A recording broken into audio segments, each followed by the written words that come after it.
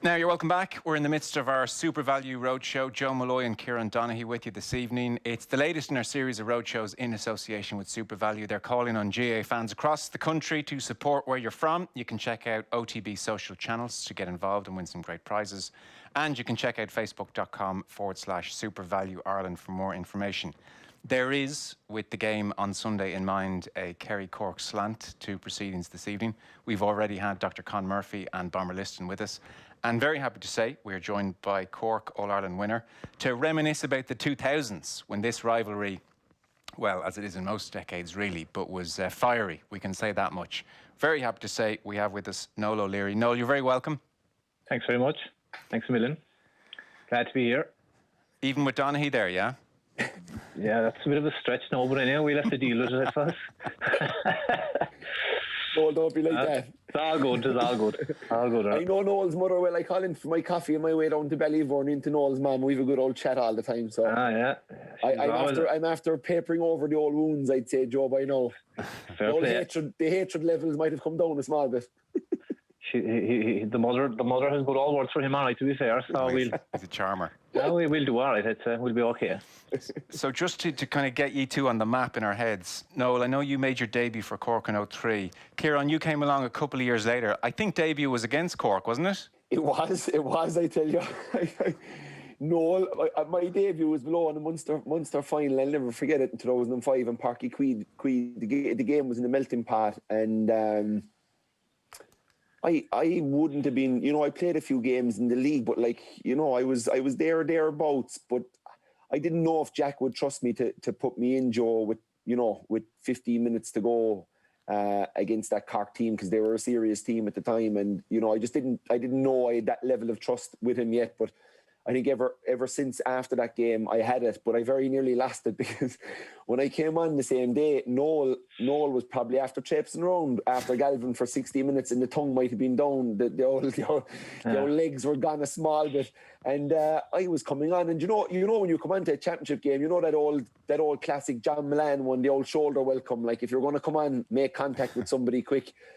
So I was jogging on, and I'd swear I don't know, were we still bringing slips to the ref at that stage, but I was heading in a direction, and at the corner of my eye, I saw the bold man from Kilnamatcha making his way over towards me, and he's a hardy bit of stuff, and he's well put together. So I said, I'm not going to try and come off second best, and I'm fresh, and he's tired after 60 minutes. So I said, so I lowered the shoulder and went as hard as I could into him, and it was a kind of a ploy, I'd say, by Noel, because Noel went down. I never saw Noel go down too easy, but I think he was starting to get cramp. So he went down with kind of cramp, but he was, me running through him kind of added to it, and down he went. And I knew I kind of hit him hard, and then he went down, and I was jogging on. And next thing, when you hear the rapid whistle from the ref, you hear 4 or 5 whistles. I says, oh, Jesus Christ, here we go. Jack's big show of faith in this big donkey from Tralee is going to horribly backfire here, because I was full sure I was going to get sent off.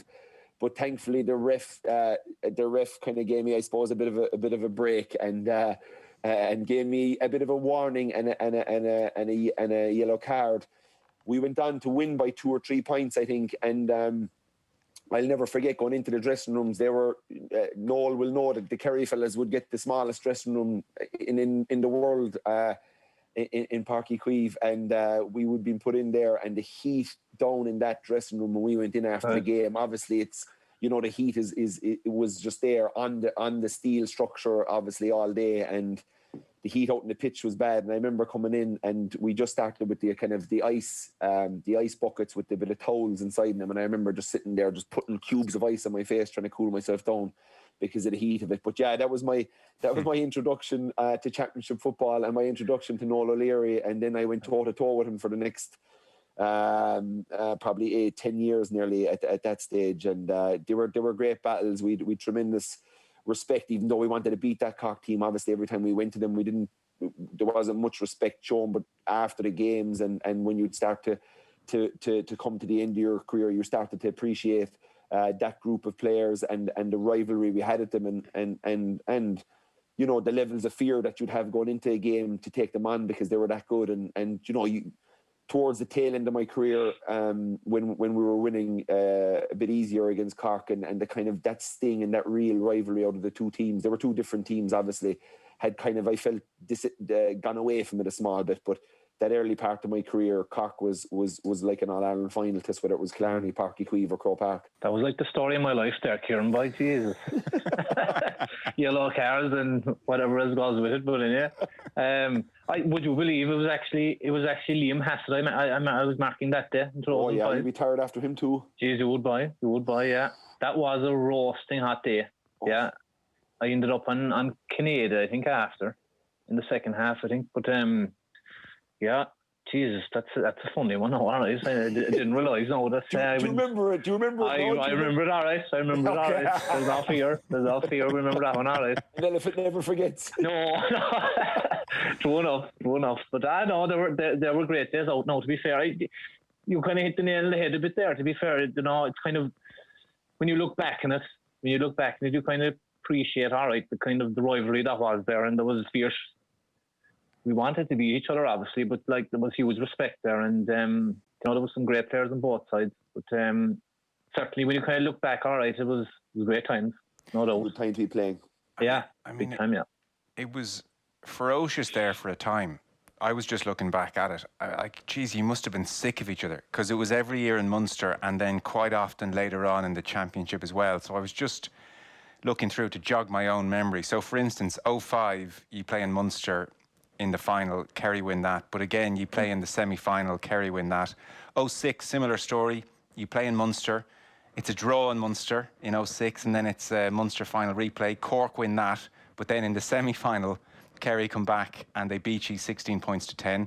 Next year again, similar story. 2007, Munster final, Kerry win by 2. And then in the final, All-Ireland final, Donaghy scores 2 goals. Kerry win 3-13 to 1-9. 2008, similar story. Munster final, Kerry win by 5. All-Ireland semi-final, a draw. Replay, Kerry win by 4 points. And then 2009 again, Munster, a draw. Play again in Munster. Cork win that one. And this is, Cork are a year out from winning an All-Ireland. But again, that famous 2009 final. And it's Kerry who come out on top. I mean, there's lots of memorable moments we have from that rivalry. Like, that is intense, that is serious. Geez, as much as anything, I'll be honest with you, Noel, I think a Ty Connelly on Nicholas Murphy in the 2009 final is one of these images. Like, ye, I'm sure, respected them. Geez, there's a bit of hatred and fire in there as well, let's be honest. Yeah, sure. Look, I suppose when you speak of 2009, I suppose that is a huge incident and part of that final. I suppose the only thing I suppose I would say about it in regards to that incident, I suppose a lot of people touch on the fact that, why didn't we jump in, or, why wasn't there a bit of a melee and blah, blah, blah. But, people forget that I suppose Cork went up 1-3, I think, to a point after that incident. It came across as if we were rattled, but sure, it actually had the opposite effect, to be honest with you. But, look, I suppose of all the games, that one in relation to playing Kerry and Croke Park, I suppose 0-8, we were close enough, went to replay. Probably didn't deserve it the first day, possibly deserved it in the replay, but 0-9 was a tough one, because I wouldn't necessarily say that Kerry beat Cork on the day. I think Cork beat Cork in a way, with quarter of an hour to go. We were point down and we'd ample opportunity. We'd 3 or 4 opportunities to draw level with Kerry at the time, and I felt that if we drew level, we possibly could have got away, but we just couldn't. Our chances were there and we didn't take them, and I don't think you can put that down to Kerry. You have to put it down yourself, and it's certainly a regret for us. But when you're reading things out there, it's fairly depressing when you look at our record in Croke Park. But Kerry, look, that's the team they were. They were a great team at the time, and it's when you look back and it just shows how hard they were to beat above there. And again, when you look back, it's just reminiscing they were great whole times. Great times, to be fair. Kieran, did you feel once you got to Croker, you more than likely had their number in a way that mightn't have been the case earlier in the year in Munster? I think maybe certain fellas might have had that. Certainly, I never thought that way. I remember before the 2007 final, even before the 2006 semi-final, just the fear factor, because once you played them in Croke Park, Joe, it was knockout. So there was an automatic fear there for me, and this is the way I played my whole career in every sport, in every game. I no matter what favoritism tag I have or what way we're going, I'd always be, pay the opposition enough respect and be worried about them, and what if they hit this, and what if they hit song, and what if this fella plays well, and what if I don't do well. And I would have always thought about a lot of scenarios in it, but going into the semi-final was a huge pressure game, and it was a real tight, dogged affair. Like, we got lucky with the goal. Like, the Ger Spillane one, he was, 9 times out of 10, Ger Spillane gets around me there and pen passes it off to Alan Quirk, and Cork go way down. And the game was level at that stage, and we're 2 or 3 minutes into the second half, and you just don't know what way it's going to go. And that goal was an absolute killer for that team, and even the fans. It was like someone let the air out of the balloon after that. And but like, you go to the where I was at before that game, Joe, was like, and I think a few fellas might have said it like that. We've got a great rivalry. There's a great tradition. There's hundreds of years of tradition, and we reckon that Kerry were on top in the tradition stakes in football, which the figures would suggest so. And our worry about that game was that if Cork win this one, we can bait him in Munster as long as we want afterwards, but we'll never live it down. They'll always have a real asterisk over us, and that was a huge. I never felt pressure before a game, Joe, or since more than that 07 final. Why? Because we knew how good this Cork team were. They beat us by 6 points. I'd say, Noel. I'd say he tanked us in Páirc Uí Chaoimh that day. It was 6, but it felt like 10. They were shouting, "Lock the gates," and we were trying to get out of there at the end of the game. Those fellas shout, "Lock the gates, keep them in there."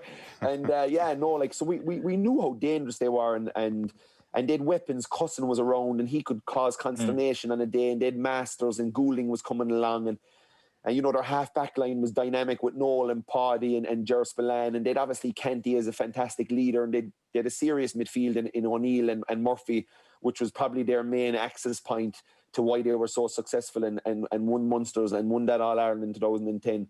The two of them boys gave them a great platform in the middle of the field, and they had Derek Kavanagh there if one of them were injured. So they were stacked. They were a stacked team, which was why 2007, I will always say, was where I was most worried, Joe, going into a game. Probably on that, Kieran, though, I suppose I'd hold my hand up in regards, I suppose, in 07, Kerry were a better team than Cork, that's why I saw 09. I felt the balance was right, and we were probably coming into that 09 All-Ireland final probably after playing all the football, really. Kerry were, they were so during the year, and struggling a bit, yeah. And I suppose in a way, when you look back on it, probably the ideal way going into final, form was just coming right, whereas we had played all the football.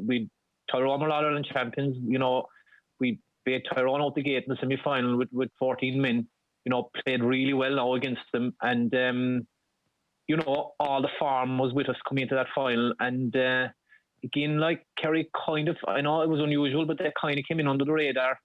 All the talk was about us. So just in regards both those finals, I think there was a big difference. I thought Kerry were a lot better than us in 07. But, I suppose the teams were a lot more even in 09, so that hurts a good bit more now, I'll be honest with you, between the two. Yeah, but like, even when you look at 07, Joe, like, if you look at if you look at the goals we got in 07, like, Gooch got the fisted one over his head that could have gone anywhere. I got the Robin Ger Spillane, and the last goal was a fluky 50-50 ball that broke down in the square. Do you know what I mean? Like, that's 9 points. So you're right. Like, you're right. You were the year away from your All Ireland, so you were really coming and going back to the Canty incident, like, and or going back to Ty Kennelly and the incident with Nicholas Murphy, Joe. Like, that was Ty had said, "I'm going flying in at the start of the game." He wanted to lay down a marker. He was centre forward. He was going to go flying in. If Kerry got the ball, he was going to try and get it and set up an attack straight away. That's the way he spoke about it. And he said, if they get it, I'm going to try and crunch one of them with a hit, a shoulder. No, he finished off the book when we were down in the Brain Hotel on the Monday after the All-Ireland. He was well liquored up when he was finishing the book with your men, so I wouldn't take too much notice of what was said in the book. But I know what the thought process was about it. And if you look at that incident, and I know he does catch him, he does lift the hand, and Noel, you've done it, and I know I've done it. When you're going into shoulder, fella, and he's just getting away from you, you're just trying to make contact with him in the hand. The chicken wing comes up a small bit, and this is a fair good explanation, though, I must say. I'm only giving you. I better look at that book. I better look at that book again. Jesus, where do I know? Like go over that again. Butter wouldn't melt in these Kerry lads' mouths, huh? He had a different bit of a take in it in the book. He was a bit more macho about it, but he was unreal for us that year, and he was a kind of a out of nowhere. He came back. He'd done everything in Sydney. He'd the first Irish player to win it. He'd over 200 games, and we got him for a year. And he was injured. I remember that Sligo game. He broke a bone in his hand, and I broke the bone in my foot, and we were both out. I remember both getting the train up to Santry to try and get pins and stuff put in and try and get fixed up for Kerry that year. And it was a bit of a broken up year for him, but come the final, he was motoring well, in fairness. Like, he was motoring well in the semi-final against Meath. And no, you're right, we kind of crept into both finals. 07 we had Dublin in a massive semi-final, and we were poor at times. They made a massive comeback and we won by 2 points, but nothing spectacular, nothing you'd write home about. And the same happened as in 09. Meath was a dogfight in the semi-final, and you're right, you were after blowing Tyrone out of it, and we did come in a bit under the radar. And I think Tig and Tommy, who both left us that year, Joe, they were crucial to us winning that game. Tig kicked 2 points, and he gave Graham an awful lot of it, and that would have been a huge kind of key stake battlegrounds in that game. And Tommy got 4 points from inside, and that's 6 points from the two of them. And they were a big loss to us. I won't lie, going home, them both going in 09 was a big hit to what we were starting to try and be about at that time. Noel, when you talk about that rivalry, I mean, it sticks in the memory for lots of reasons. You and Paul Galvin is another one of those reasons. So I don't know how many encounters you had across those years, but it was one of the matchups people looked forward to. Give us a sense of how you approached it even in the couple of days beforehand, because you have to psych yourself up, you have to get to a certain pitch, you would know each other's games inside out as the years went on. What was your approach on the Galvin thing? Did you look forward to it, or was it like, oh, Jesus, this thing again this year? If I got a euro now for every time that man's name is mentioned, I'd be fairly wealthy boy, I can tell. Is that right, really? Yeah. And vice versa. So is that that's right? People ask you about that, do they? Yeah. Yeah, God, geez, I suppose whenever Kerry's brought up, sure, obviously he's brought up, but yeah, sure. I suppose Paul was a guy that I first came across him playing with UCC. I suppose I went into the senior panel in 2000, and probably came across Paul, I'd say around 2003. We played UCC in a challenge game, and he was actually wing back for UCC at the time, Galvin. Right. And that was kind of the first day we kind of crossed paths, and obviously then he made the Kerry panel around 2003, 2004, I'd say, and I think it was around I'd say 2005 he came on, I think, in the semi-final, if I'm not mistaken, above in Croke Park. And kind of from then on, I suppose, we crossed paths. But in relation to the build-up to games, sure, I suppose there was a bit of a spark there between the two of us. And certainly, he definitely brought the best out of me defensively, in that, like, Galvin was a kind of a guy, sure, Kieran, you'd know out there. I mean, like, if you gave him ball all day long, he was a lad that could do damage. And I suppose when I look back on it, I suppose to a certain degree, when I look back on playing against Paul Galvin, I suppose I'd certainly like to have expressed myself a bit more on him. My game against Galvin was probably getting up on him, shut him out of the game as best I could. And in doing that, I probably kind of cut myself short on the football front. But he was that kind of player. You kind of had to zone in him. You kind of had to just shut him out as best as you could, because he was just so good to find space, and pick up that breaking ball, obviously, around the middle and make things happen. And I suppose, in order to play a game like that, you kind of really have to be ready. You have to be ready to empty the tank every day you went out against him, because the ground he covered was unbelievable. Like, and went deep, you know, came off the shoulder. He walked it, you know, kind of every way. So definitely in relation to the psychological side of it, coming into games, like, he definitely brought the best of it out in me, because, you know, unless you were tuned in, it was game over with him, really, you know. And would you follow him everywhere, Noel? If he went deep, would you go with him? Yeah, I suppose there was a bit of that. I suppose, look, again, I suppose when you look back in it, follow him all over the place was probably not ideal for us in a way. I suppose there were times when I tried to leave him off if he went too deep, because follow him all over the place was probably, you know, opening up space for us at the back. But, you know, again, Kerry tried to look for him when he went deep, and look for him a lot, really. And you know, a lot of the time I did. And I suppose, again, it's just kind of when you look back in it, you know, probably a slight regret maybe that I went so deep with him at times. But look, to me, he was that fucking important to Kerry, you know. He was a man that wanted to get on the ball, and I suppose that's the kind of choice I made at the time. And you know, he was certainly a handful, all right. I suppose kind of at times, in, you know, towards the end, I suppose I ended up marking Donncha Walsh, and I found Donncha. I found him now a different kettle of fish again. Between Hasid, Galvin, and Donncha, the old lungs were good by you. It's no wonder my legs are fairly screwed today after marking them boys. But Donncha then was a fucking Donncha to me, like, you know, totally underrated, you know, in my opinion. Really, like the big thing with Donncha Walsh, and it was fierce, frustrating marking him, like, Donncha Walsh would make a run, and he was always in a position to get the ball. Whether he got it, that was a different question, but he was always in a position to get the ball. So you had to go at him, no matter what. You know, he was brilliant then to fucking slip in around the back and get himself into a goal position. You know, he was lethal dangerous, I'll be honest. Probably, you know, with Galvin and Stephen O'Neill, probably up there with, yeah. Oh, really? I'd rate him very highly. Right, we do underrate him then, Kieran.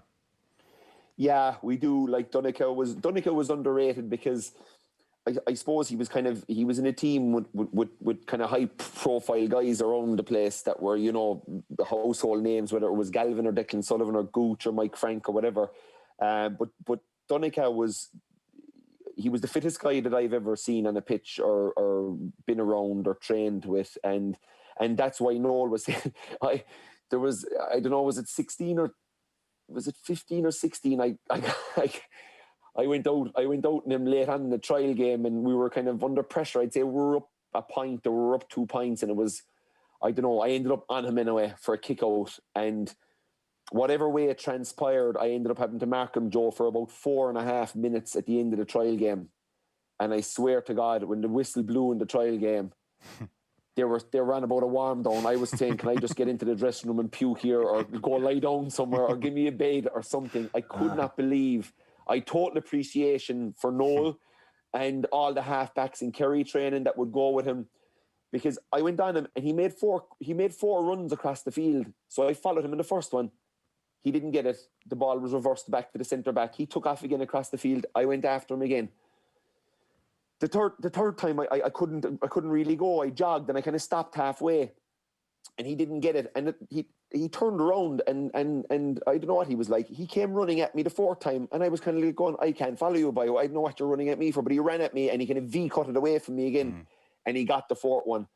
And it was just, I had to run out after him. And yeah, look, and he was underrated through on goal. He was a great goal scorer. He was a very solid passer. He could have played midfield at times. He played midfield. He kept me out of a minor team when we were both minors together. He kept me out of a minor squad, a Munster winning Kerry team in the middle of the field. But he was totally underrated, Joe, and a class act on and off the pitch, and doing really well for him now. He's a physiotherapist now, and he's really he's one of these fellas that whatever he does it right, and he does it properly, and just an all-round class guy. But yeah, he was. I tell you now, Noel there, the three fellas Noel has listed off, Joe. I tell you, maybe the three worst fellas now I could pick to run around with. Hasid was as tough as they come, and like a lovely kind of mad. There was a lovely madness about Hasid, you know. Even I had a row with him 2 or 3 years ago, and he was managing Lower Rangers, and we were playing in a relegation game over in Crokes, and he was out in the pitch, and he was a Kerry selector at the time, and I was a Kerry player at the time, and he came out, there was an injury, and he came running out, and I said, get off the pitch. And he started on me, and I started on him. But he's a good boy and a tough boy. So in fairness to Noel, he came across the best of him when he was with his time with Cork, Mark, and those fellas. Well, Noel, they obviously felt you could do it, and they put you on some of these marquee guys. A last question on Galvin. Then I didn't realise this was a thing where it's if I have a penny for every time. So that's kind of interesting. So this is fiery, and I know, for instance, he sent you a congratulatory text after you won the All-Ireland in 2010, so there was definitely a real respect there in the end. I did see him say at one point, I got the sense that Cork were willing to take the hit with losing Noel if it meant I was off the field too. And I think in 2009 you were both sent off in Munster. Was that ever part of your thinking? If I drag the both of us down here, if this gets fiery enough, and we either both get sent off, or if he's so distracted with me, that's no bad thing. Was that part of the tactics in your mind? I suppose I've come across that comment. I know, to be fair, I think I would call him out on that one, to be fair. Look, again, it was just a bit of friction that was there, and it just affected no matter what day we went out. Look, we just rubbed each other up the wrong way, and it never went off the field or anything like that. It's the point I made. Yeah. I just had to mark that man tightly, and as tight could be, and that meant being in his face. And like I say, it's certainly a regret of mine. I'd certainly have liked to have played a bit more ball, looking back in the thing, but that was, to me, the best course for Cork, was to take their playmaker out of it as best I could, and I guess that's what happens. That's what happens. You get a bit of friction, and no. What's that? You would have been put on a lot of good players from other teams as well on that kind of a role, playmakers and fellas, and there would have been never any of the fuss, but I think why this was there and why it was a thing is, one, we met so often. Yeah. Two, it was a marquee matchup. Like, people were talking about it 3 days out from the game. Will O'Leary be on Galvin? Will O'Leary be on Galvin? What will go on? There was a big build up to it, right? And then your two feisty characters, your two winners, your two fellas that are going to go to the ends of the earth to get a win. So you put all that together, and that's what you have a Keane and Vieira, and that's what happened. You look at Keane and Vieira with Arsenal, that's what happened. They were playing each other 4 or 5 times a season. There was a big press build up about the two of them.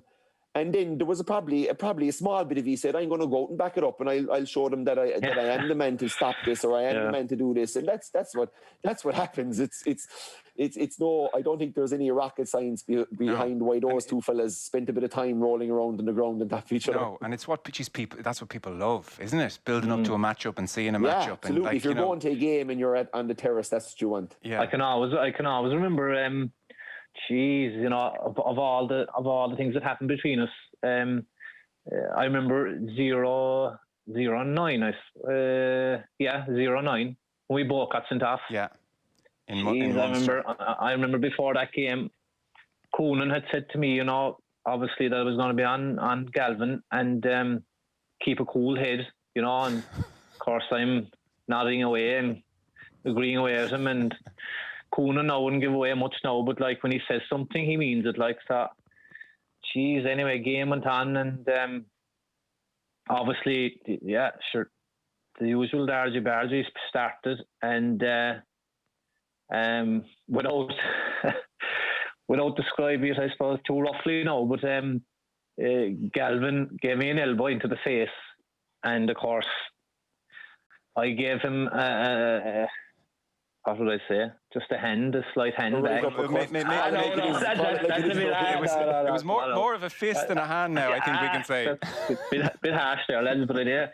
But of course, McInerney, and he turned around, and of course, my hand was about to do the business anyway, and got caught rotten anyway. And I remember, I knew I was getting the line, but all I could think about was Galvin's going to stay in the field here now, and walking to the crowd now here, all on my own. But I can tell you the relief, when I looked around and saw your man getting the red card, I swear to God Almighty, it was fairly depressing, but that definitely made things an awful lot easier anyway. I was saying sometimes, Jesus Christ, the laws members. But Coonan didn't talk to me for about 2 weeks after that. Not happy. And Paul was sore after that. I remember he was sore after, but I tell you, lads, the football he played in 2009 after that was something else. He did. Footballer of the year that year, wasn't he? He was player of the year, but he was he was standout. He was unbelievable. Everything he did. He was class. I didn't realise he had texted you until today after the 10 final, Noel. Were you looking at your phone saying, gee, someone's after nicking Galvin's phone here? Yeah, look, sure, it was a surprise, but I suppose the makeup of the text, I kind of knew it was him, all right, to be fair. And, look, it wasn't a surprise, you know. Yeah. To be fair, I'd say, look, if it was the opposite way, I probably would have reached out as well, you know. I was waiting a long time to win All Ireland. He was probably after winning a couple of them. And, you know, more than likely, if it was the other way around, I probably would have done the same, to be fair. Yeah, I don't doubt it. Listening to you talk there about the hurt of 09 in particular, and look, you know, Kieran makes some very good points about 07 and those 3 goals. Geez, if your group had not got over the line in 10, I mean, there's an argument you should have won more than one, but listening to you there, if you had not got over the line in 10, that would have been some waste of talent and work, wouldn't it? Yeah, look, I suppose in 10 it was an unusual year. We were the opposite to 09 in that we didn't play particularly well in 2010. And I suppose, you know, we went away for a weekend, I suppose, halfway through the year, and Kerry were still obviously involved. And it was shaping up that we'd possibly meet in the All-Ireland final again. And I suppose there was nothing in our minds only to avenge our defeat in 09. And, you know, we'd spoken about it, and we were fairly adamant, and fairly sure that we would meet in an All-Ireland final or semi-final, let it be, whatever. And then obviously Down beat Kerry in the quarter-final. And it kind of threw us. It threw us a bit, I'll be honest. It was a bit, maybe looking back on it, maybe it was a bit naive. It was more the players than management, to be fair. But maybe we fucking looked too far ahead, really. And our focus seemed to be on Kerry kind of when we got past Munster, and it threw us. And, we just kind of got over the line. And I suppose the expectation was when Kerry were gone, I suppose, it was ours to lose then, really, And that's not easy. It's not easy, kind of, when there's expectation there then. And, Kerry were gone. And, it just against Dublin. We were very lucky against Dublin in the semi-final, but I suppose a bit of experience. We kept grinding away, and with 10 minutes to go, you could feel the tide turning, and we just about got over it. And then obviously in the All-Ireland final, jittery enough again, but got there eventually in the finish. But it was huge relief.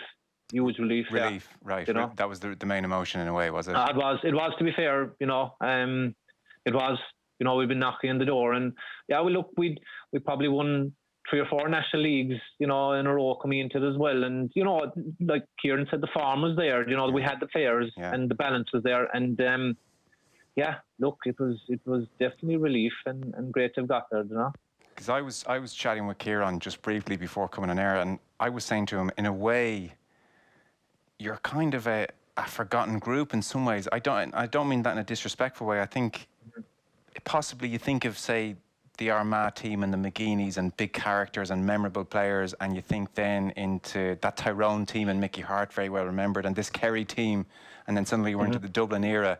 I mean, I don't know, is it maybe because you kept yourselves to yourselves a bit more? You weren't those, big national figures. You think of even the Cork hurlers, and you've Donald Ogue and Sean Ogue, and just these lads who seemed to register with people.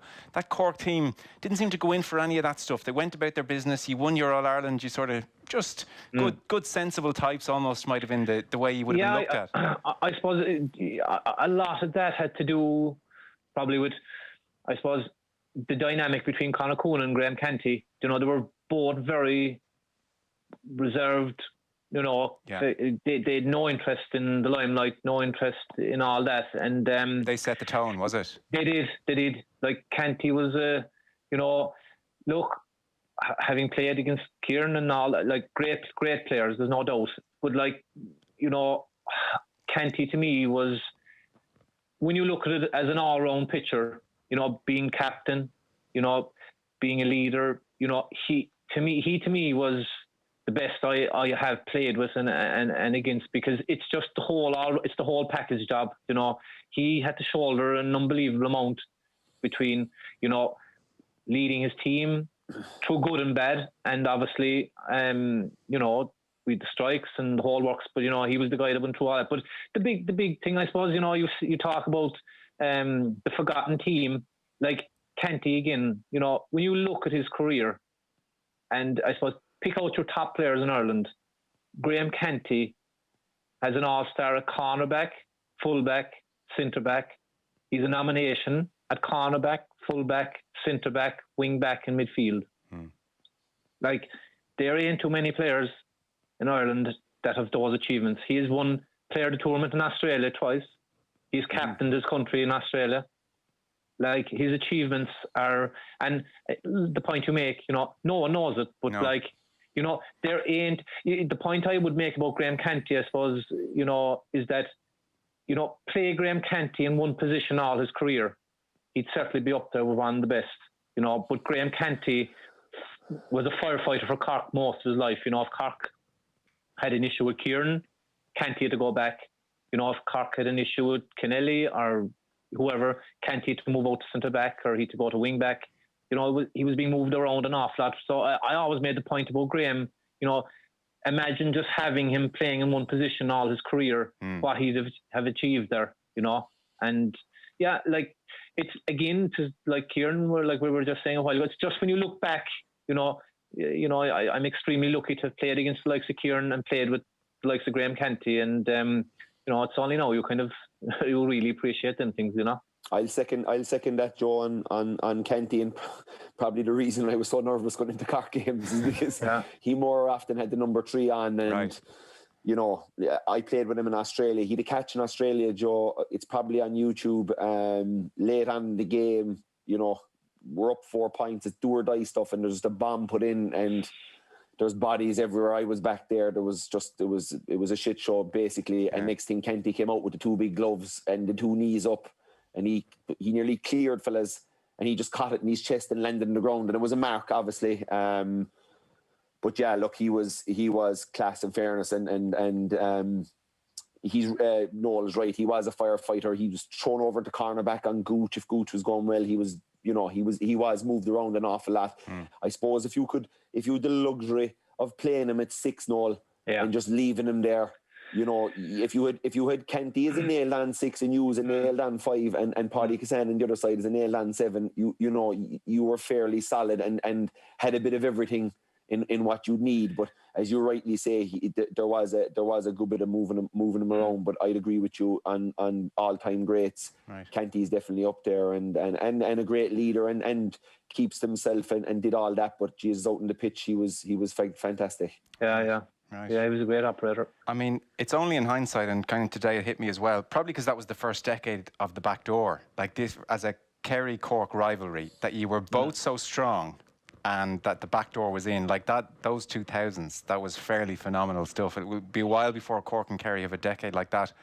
It's fascinating to get your thoughts on it. Noel, before you go, are you still tree surgeon? Is that still the profession? We're still doing a bit of that, yeah. I'm doing a bit of repping as well on the road there with a feed company there, Southern Milling, and yeah, look, the trees will always be in our business. You know, it's a family thing. So, yeah, we're still at that anyway. So that's the joys of it. It's a good job he didn't take a chainsaw to my ankles, I tell you, Joe, over the years. Jeez, that's a good one. I was thinking about it there in 2011. There, I was going to ask you there for a good physio at the time. You studded me there along the calves. Do you remember that one? When I was on the ground. Now we're talking. Come on. Take it, why? Jeez, I should have brought this one up. Come on, Nolly, talk to me. No, Asher, listen, hey. An elephant never forgets. I think we spun that one there earlier. You want me to talk about that one again? We'll talk about it over a pint when COVID is over. Is that on YouTube? No, we'll go down to the mills to your mum. We'll have a pint of porter. Exactly, right. I'll be looking Donaghy Studs O'Leary on YouTube. Is that what I'm looking for? Yeah. Jesus. Could be there, yeah. Could be there. Okay. Could be there. I must have been getting back at you taking the dive in 05, I'd say. Could be, yeah. You're doing well. You're doing well now, to be fair. And sorry, Noel, for the uninitiated, tree surgery. Yes. Give me the lowdown on that, Yes. because I always read from afar that you were doing this as well as winning All Ireland with Cork and doing your thing. Is it looking after sick trees, or what's the gist of it? Yeah, I suppose it's mostly probably dangerous trees, really. Right. So I suppose trees that are near buildings or near roads, and we take them down then. So that entails then climbing the trees with harness and rope and sectioning the trees down safely. Okay. So yeah, it's fairly physical going, but then yeah. Well, that's different to what I thought. You see, surgery implied you were healing them, but you're just taking them down. Yeah.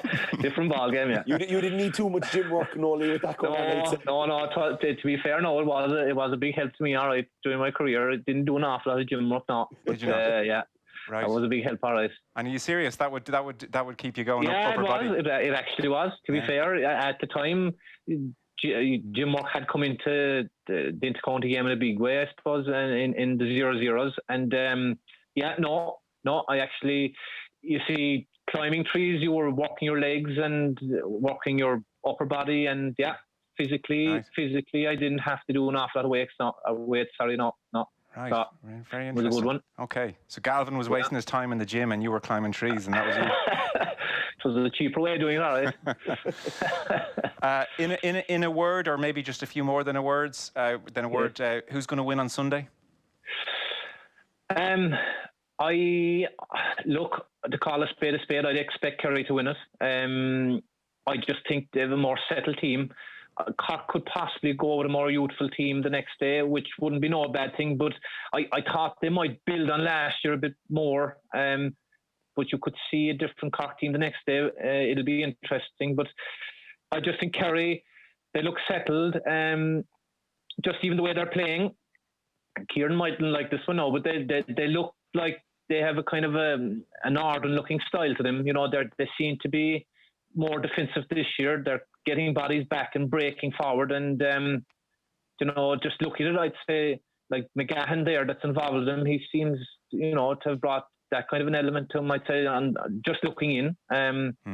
So like I just feel that they're better balanced and just a bit ahead of our guys. But look, it's like Kieran said earlier, 10 minutes to go, and if Cork are there, then it's a 50-50 job. It's for Cork to get to that situation. That's the key. And I'm not so sure, to be honest. Okay. Look, I'm going with Kerry, but I wouldn't rule out a Cork win either. Youth is the prize as well. They'll go with it, throw caution to the wind and have a rattle off it. And if that'll be the attitude, then you just never know. But Kerry for me anyway, yeah. Okay, very good. Well, listen, it's been fascinating to pick your brain and get your memories and all of that stuff. Noel O'Leary, thanks so much. That was Noel O'Leary, the latest in our series of GAA roadshows. In association with SuperValu, we're calling on GAA fans across the country to support where you're from. You can check out OTB social channels, get involved, win some great prizes, and check out facebook.com SuperValu Ireland for more information.